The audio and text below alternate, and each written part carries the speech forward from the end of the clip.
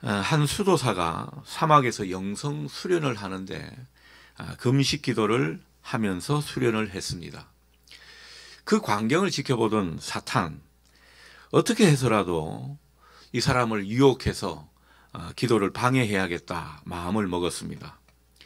사탄은 먼저 아주 맛있는 음식으로 배고픈 수도사를 유혹했습니다. 근데 수도사가 좀 영적으로 내공이 강한 분이라 이 유혹에는 아주 끄떡도 안 했습니다. 그래서 이 사탄이요, 그 다음에는 의심, 공포, 정욕, 물질, 명예 이런 것들을 차례로 부추기는 그런 유혹을 시도했습니다.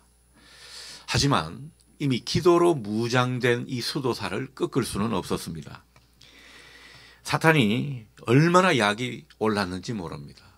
그래서 마지막 수단으로 수도사에게 이렇게 말합니다. 방금 당신 동생이 당신네 교구의 주교가 되었다는군요. 여러분, 주교가 누군지 아시죠? 그 지역의 제일 높은 목사님 같은 그런 분 아닙니까? 그 주교가 되었다라는 이 말을 들으니까 수도사가 얼마나 얼굴이 불그락 푸르락해졌는지 모릅니다. 그 마음을 주체하지를 못하는 거죠. 사탄이 마침내 성공을 했습니다. 뭐로 성공했습니까? 질투하는 유혹으로 이 수도사를 넘어뜨리고 말았습니다. 여러분, 사탄은요 굉장히 끈질깁니다. 얼마나 끈질긴지 모릅니다. 그리고 사탄은 정말 부지런합니다. 한 영혼을 낭망시키겠다, 넘어뜨리겠다 생각하면 얼마나 쉼 없이 일을 하는지 모릅니다. 그리고 사탄은 계획을 대충 세우는 법이 없습니다. 아주 주도 면밀하게 계획을 세우는 존재입니다. 그래서 엄청 치밀하죠. 또 사람들이 잘 알아차리지 못하는 가운데 역사하는 그런 존재가 바로 사탄입니다. 여러분, 사탄은 항상 우리를 넘어뜨리려 한다는 이 사실을 잊지 마십시오. 교회 안에서 사람들끼리 막 싸우는 것 같죠? 사람들끼리 싸우는 게 아니에요. 알고 보면 싸우는 영, 사탄에 붙들린 사람들이 서로 지지고 볶고 싸우는 것입니다. 사탄은 우리가 예수를 믿어도 구원과 영생, 이 본질적인 문제에 관심을 두지 않도록 만들어버립니다. 대신 자꾸만 세상만을 바라보게 하고요, 땅의 일만 골몰 하도록 몰아가 버립니다. 하나님을 바라보고 하나님의 일을 생각하는 그런 모습을 막아버리는 거죠. 또 인생에 대해서 자꾸 부정적으로 생각하게 합니다. 우리 인생이 무의미하다는 그런 어떤 생각을 자주 불러일으킵니다. 그러다 보니 사탄은 자꾸만 우리를 우울함으로 가라앉도록 만들어버립니다.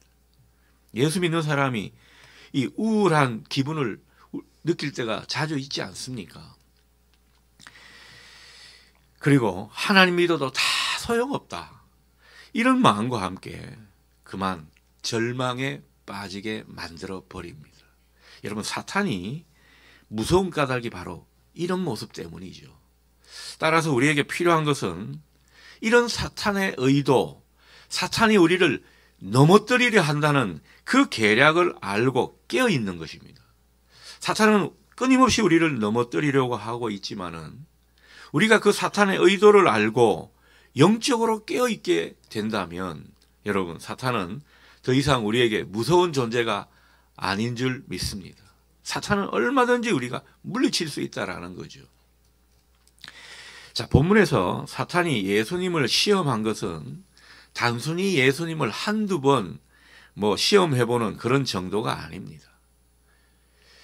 여러분, 사탄은 지금 예수님을 시험할 때 사생결단으로 덤벼들었습니다. 왠지 아십니까?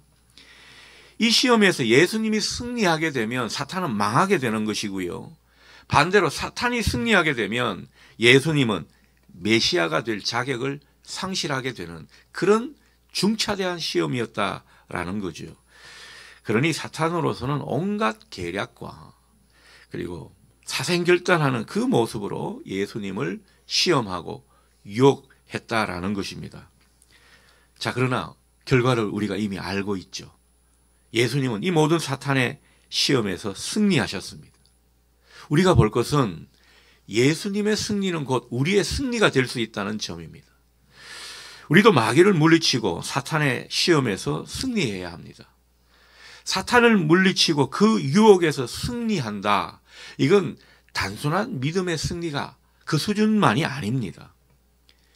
믿음의 승리일 뿐만 아니라 하나님 나라를 이루어가는 중요한 일이 된다라는 거죠.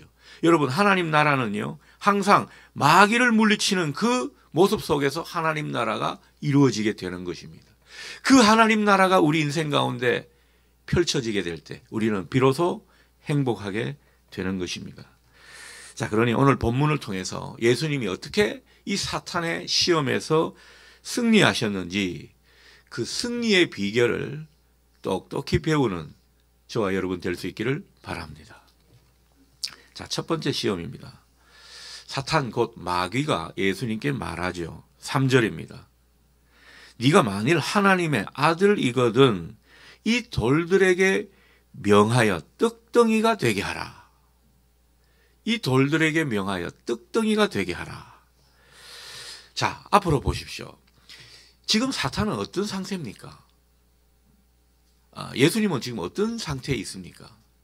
굉장히 배고프고 줄인 그런 상태에 있습니다.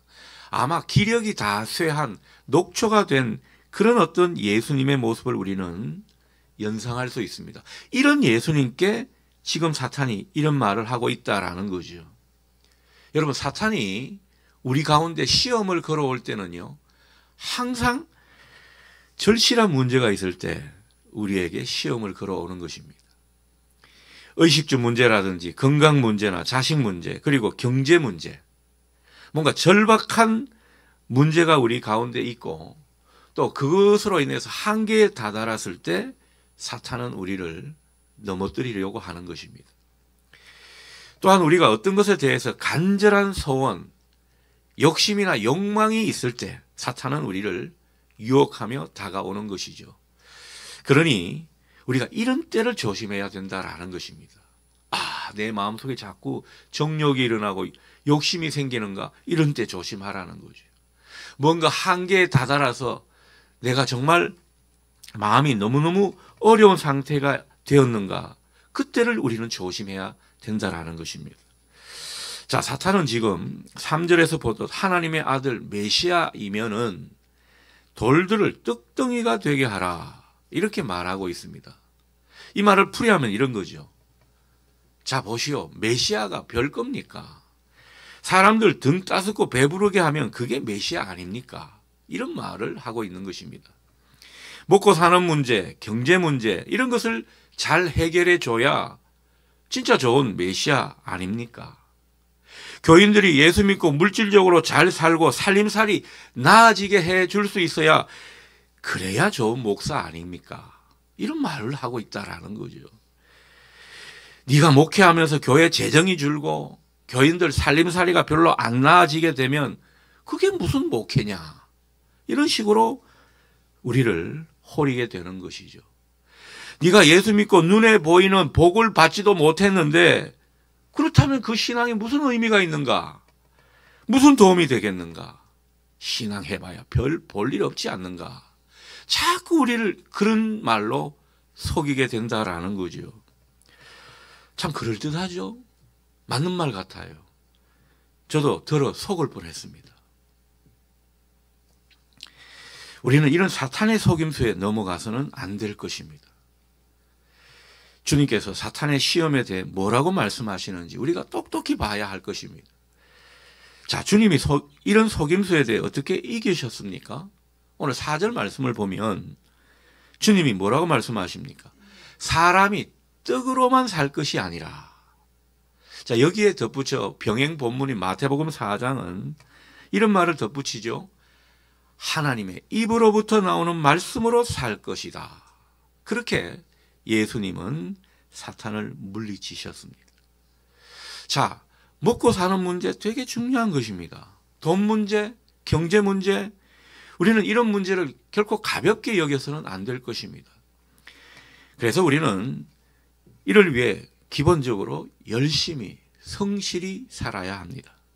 하지만 우리가 아무리 먹고 사는 것이 어렵다 하더라도 그 먹고 사는 문제가 우리 인생의 전부는 아니라는 것입니다. 우리 영혼과 내세의 가장 중요한 문제가 아니라는 거죠. 우리 인생은 돈과 성공의 문제가 다가 아닙니다. 인생은 계속 부해져야 하고 윤택해져야 하고 경제적으로 잘 살아야 한다라고 마귀는 속이고 있지만 이게 인생의 본질이 아닌 것입니다. 우리는 자꾸만 속게 되는 그런 문제에 우리는 직면하게 됩니다. 여러분, 기독교 신앙도 똑바로 이해해야 할 필요가 있습니다. 예수 믿으면 무조건 잘 되던가요? 무조건 다 성공을 하게 되던가요? 그렇지 않습니다. 기독교는 내 소원만 해결해 주고 내 배고픔, 내 필요만 채워주는, 내 간절한 바람을 이루어주는 그런 종교가 아니라는 것입니다. 살림살이를 낫게 해주고 물질의 복을 팍팍 부어주는 그런 번영신학을 가르치는 것이 아닙니다. 그런 것은 기독교의 본질이 아닙니다. 돈 많은 사람이 많은 교회가 좋은 교회고 예수 믿고 물질적으로 잘 사는 것만이 잘 믿는 것이라고 때로는 우리는 속을 수 있습니다. 사탄은 이런 것을 비집고 들어와서 우리를 넘어뜨리려 하는 것입니다. 그런 문제를 가지고 시험을 주고 우리를 우울하게 만들고 부정적인 생각을 하게 만들어 버리는 것이죠.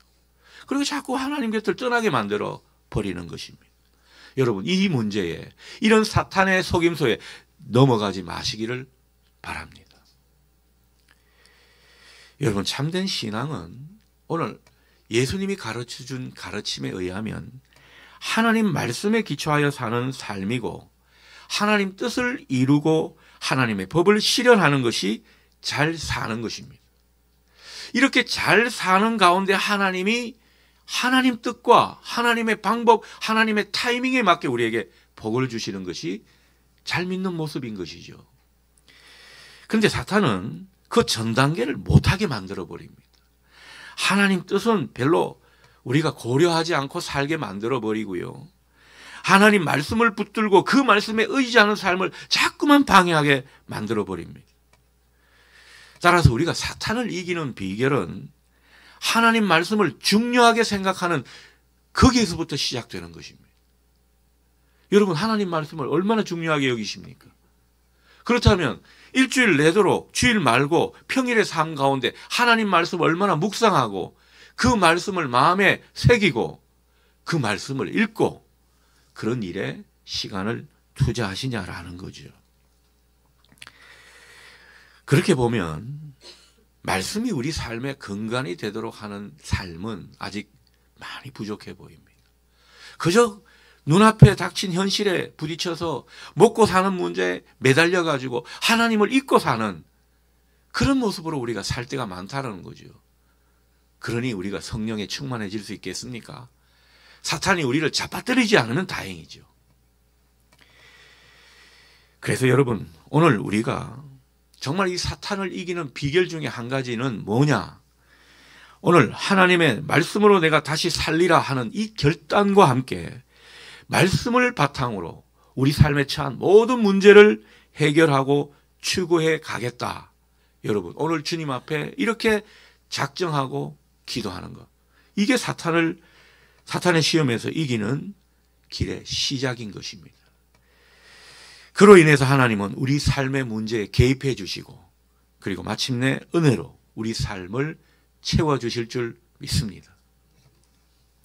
자, 둘째 시험은요, 사탄이 예수님을 이제 높은 데 산으로 데리고 가는 모습입니다. 5절 하반절에서 6절을 보십시오. 사탄이 재주를 부리죠. 순식간에 천하만국을 보이면서 모든 권위와 영광을 내게 주겠다. 이렇게 말을 합니다. 마치 그것들이 자기 것이냐, 원래부터 자기가 다 소유하고 있는 것이냐 속이고 있는 것입니다. 그러니 이 사탄은요, 거짓말쟁이에다가 속이는 자에다가 아주 뻔뻔한 놈입니다. 자기 것도 아닌 자기 것이라고 지금 속이고 있는 이런 모습 말이죠. 자, 그러면서 자기에게 구피라는 거죠. 자기에게 절하라고 아주 노골적으로 자기를 숭배하라고 권면하고 있습니다. 자, 이런 말을 다른 말로 하면 우리 믿는 사람들이 그냥 눈 딱 감고 악의 세력에 굴복해라, 죄의 세력과 타협해라, 이렇게 종용하는 것과 같습니다. 예수 믿는 사람들을 자꾸만 그 마음을 부추기면서 야, 좋은 게 좋은 거 아니냐, 다른 사람들도 이렇게 하고 있는데 너라고 별 수가 있냐, 양심을 속이고 눈 한번 딱 감고 하나님의 법도를 저버리라고 그렇게 종용하는 것입니다. 자, 그렇게 해서 세상의 영광과 부와 권세를 손에 쥘 수 있다고 유혹하는 것이 바로 사탄의 유혹인 것입니다. 하지만 이것은요, 우리 영혼을 파는 일이 될 것입니다. 주님은 이 문제에 대해서 단호하십니다. 8절 말씀 보십시오. 주 너의 하나님께 경배하고 다만 하나님을 섬기라. 이런 말씀을 우리에게 하고 계십니다. 여러분, 이 말씀을 왜 하시는 것입니까? 모든 권세와 영광과 부는 세상이 주는 것이 아니라, 나한테 영향력을 끼치는 그런 사람이 주는 것이 아니라 하나님으로부터 나온다라는 것을 우리에게 똑똑히 알려주고 있는 것입니다. 여러분, 하나님께서는 모든 세상 만물의 주인이십니다. 모든 것을 다 소유하신 분이 하나님이십니다. 그 하나님께 모든 것이 있다는 이것을 우리가 똑똑히 보라는 거죠. 그런데 우리가 세상을 살면서 세상 사람들과 어울려 살다 보니까 자꾸만 세상 논리와 세상의 흐름에 우리가 휩쓸리게 된다라는 거죠. 그래서 세상 사람들처럼 세상에서 내가 높아지고 부해지고 영광을 추구하게 되면 내가 잘 살 수 있고 내가 정말 내로라는 그런 사람이 될 수 있다고 착각하는 것입니다. 자, 그러다 보니까 하나님을 경배하는 자리에서 자꾸 떠나게 돼요. 하나님께 비벼봐야 뭐 나올 게 없다고 생각하는 거죠. 사탄이 오늘날 신자들에게 이런 속임수를 아주 교묘하게 쓰는 것 같아요. 하나님을 섬기는 것이 무의미하게 만드는 거죠.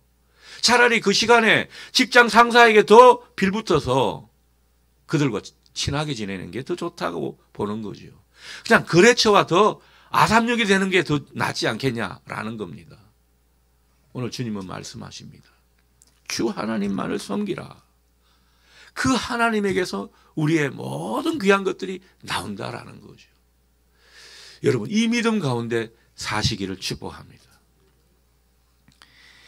여러분, 그런 말이 있잖아요. 돈 따라가다 보면, 사업하시는 분들 자꾸 돈을 따라가다 보면 돈 때문에 망하게 됩니다. 권력을 쫓고 쫓다 보면 결국 어둠의 세력에 휩쓸리게 되는 것이죠. 많은 기독교인들이요, 하나님을 잘 섬기다가, 순수하게 하나님을 섬기다가 이 사탄의 술수에 휘말려서 부정한 어둠의 세력에 손잡고 하나님 싫어하시는 불의한 방법에 손을 대는 그런 어리석음을 범하게 되는 것입니다. 그러다가 신앙의 길에서 실패하고 결국 영혼이 망하게 되는 그런 일을 만나게 되는 것입니다. 여러분, 우리는요, 예수 그리스도를 구주로 믿고 그분을 따르기로 한 우리는요, 살아가는 길이 따로 있습니다. 우리만의 길이 있다라는 거죠. 세상 사람들이 이렇게 살아도 우리는 그 길을 막 따라가서는 안 된다라는 것입니다. 하나님 백성에게는 하나님 백성만의 방법이 있다라는 것입니다. 우리가 세상의 길을 가지 않고 주님의 길, 그것이 설사 좁은 길이라 할지라도 그 길을 가고자 할 때, 내가 좀 돌아가지만 하나님의 방법을 추구하며 살려고 할 때, 여러분, 그것이 바로 하나님만을 섬기는, 하나님을 사랑하는 모습인 줄 믿으시기 바랍니다. 하나님은 그 모습을 보시고 마침내 우리를 높여주시고 부하게 해주시고 복되게 하시고 영광을 주실 줄 믿습니다. 그 모든 영광과 부와 존귀가 하나님께 있음을 아는 사람은 이런 모습으로 하나님의 때를 기다리면서 결국 마침내 하나님께 감사와 영광을 돌리게 되는 것입니다.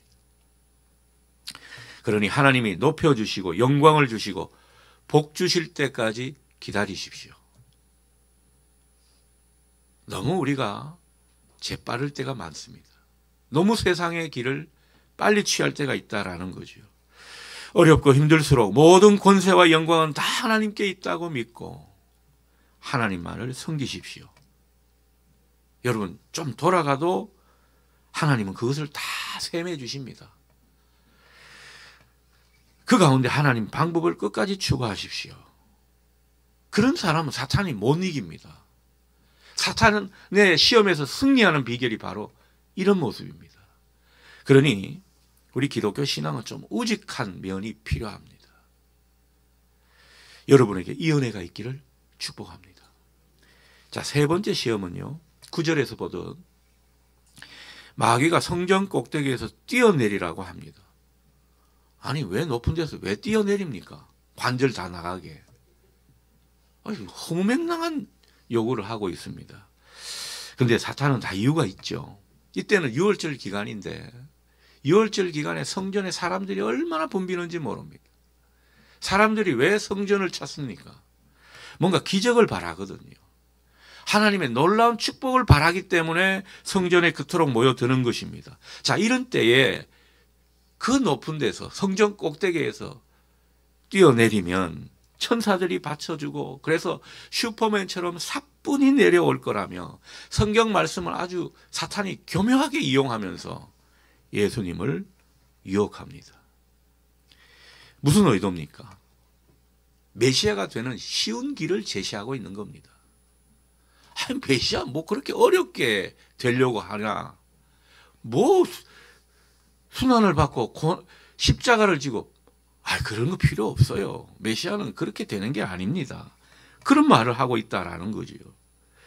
사람들이 이렇게 기적을 바라고 하나님의 놀라운 일을 사모하는 이때에 그 성전 꼭대기에서 뛰어내리게 되면, 그리고 아무 일 없이 천사들이 다 받쳐주게 되면 사람들이 얼마나 환호하겠냐.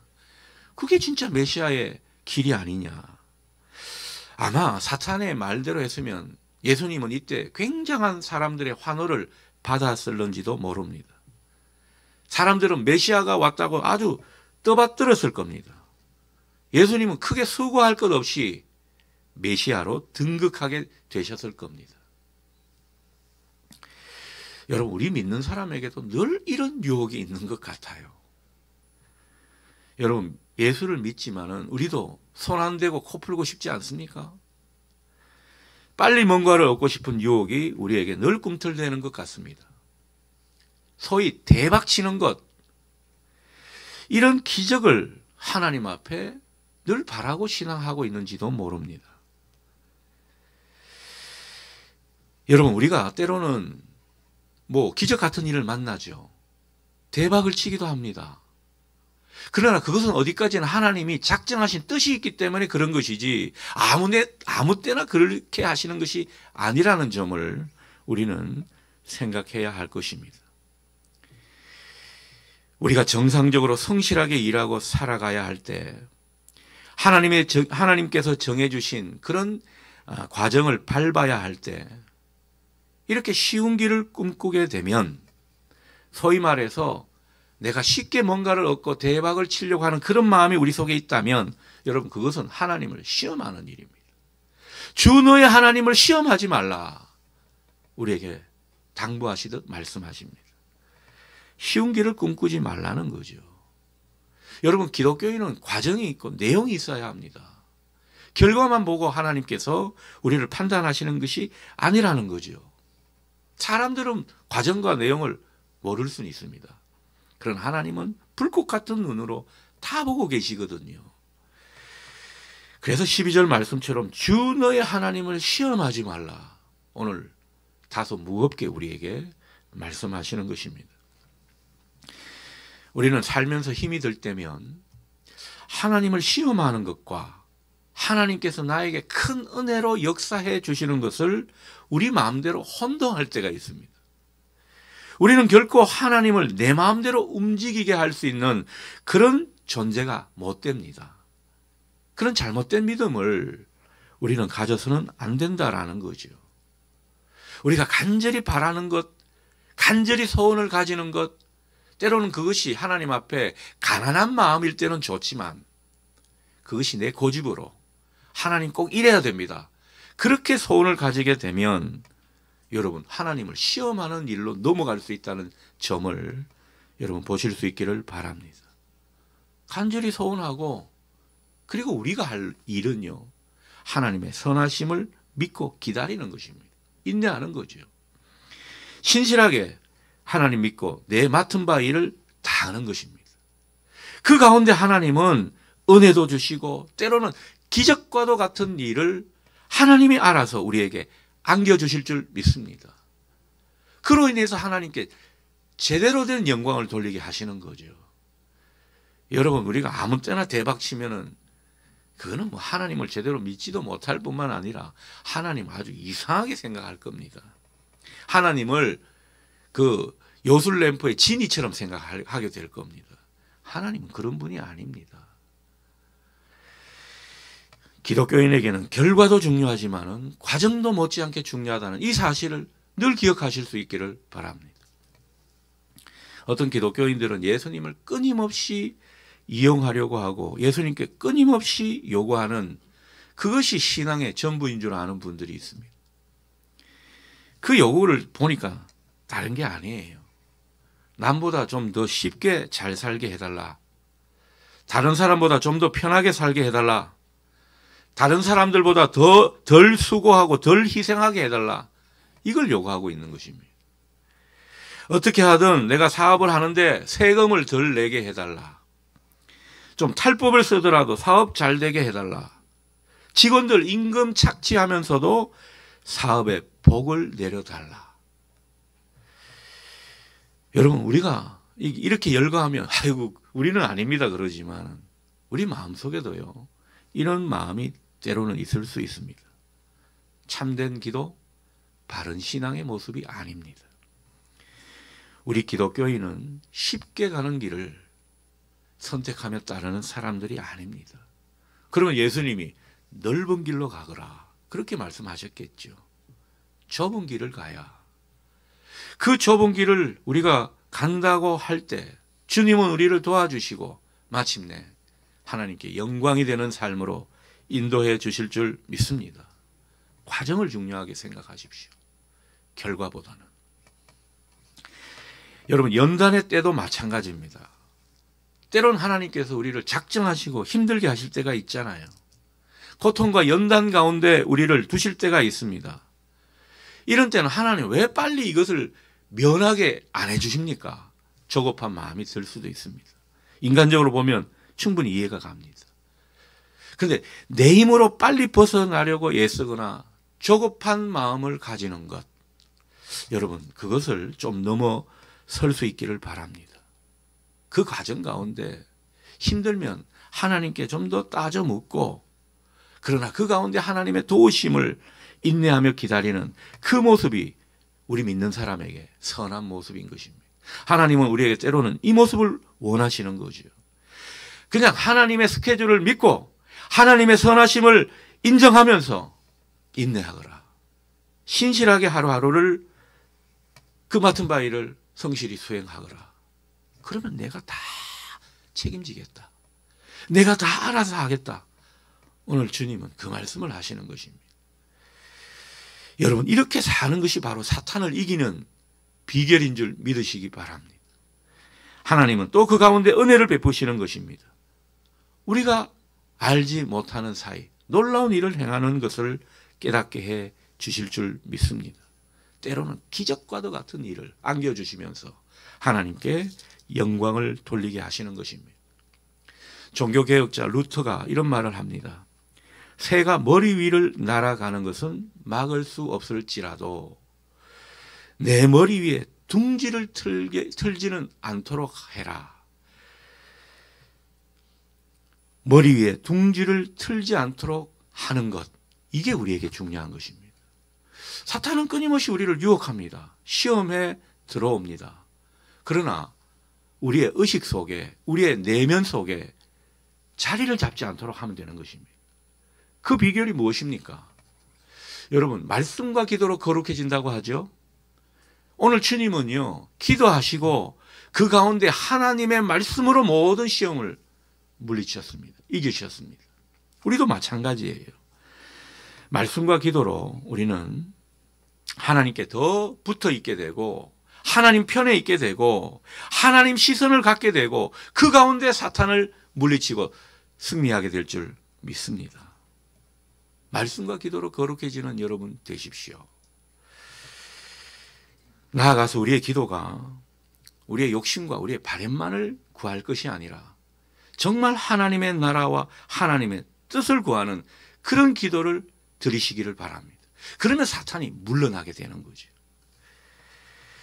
주님 안에서 말씀과 기도로 늘 깨어 있어서 사탄의 모든 유혹과 시험 앞에 승리하는 저와 여러분 될 수 있기를 축원합니다. 아멘. 기도하겠습니다. 자비하신 하나님, 우리가 신앙을 가지고 주님의 길을 걷는다고 하지만은 때로는 넘어지고 또 속상한 마음을 가눌 길이 없을 때가 많습니다. 바로 사탄이 우리를 유혹해서 뭔가 믿음의 길에서 좌초하는 듯한 그런 모습을 보일 때가 아닌가 싶습니다. 오늘 예수님께서 사탄의 모든 시험에서 승리하신 이 비결을 우리가 마음에 새기면서 다시 한번 말씀과 기도로 거룩해지는 가운데 하나님의 뜻을 분별하고 하나님의 편에 든든히 서서 모든 시험에서 승리하는 우리 모두 되게 하여 주옵소서. 그 가운데 하나님께서 작정하시고 하나님이 당신의 뜻을 품고 우리에게 복 주시고 또 새로운 기회의 문을 열어주시는 그것을 경험하는 우리 모두 되게 해 주옵소서.